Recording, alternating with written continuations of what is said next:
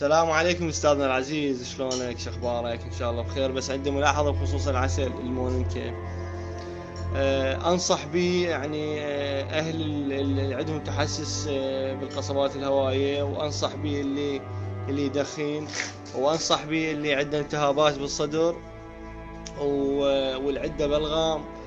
انصح به يعني بهالخصوص هذا، لانه اني كان عندي بلغم، كان عندي التهاب، وكان عندي تحسس قضى عليهن كلهن ولله الحمد.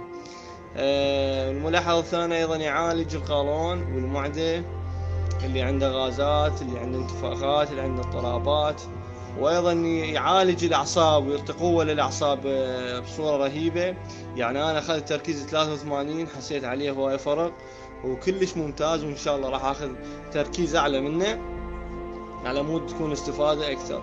فحبيت يعني أقول بهالشي حتى الناس تستفاد.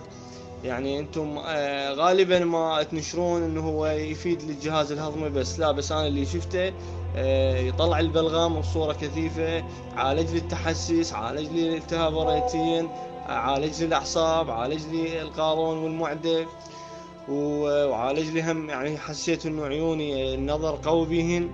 والحمد لله واشكر الفضل لله عز وجل، والكم لان انتم سبب هذا الشيء.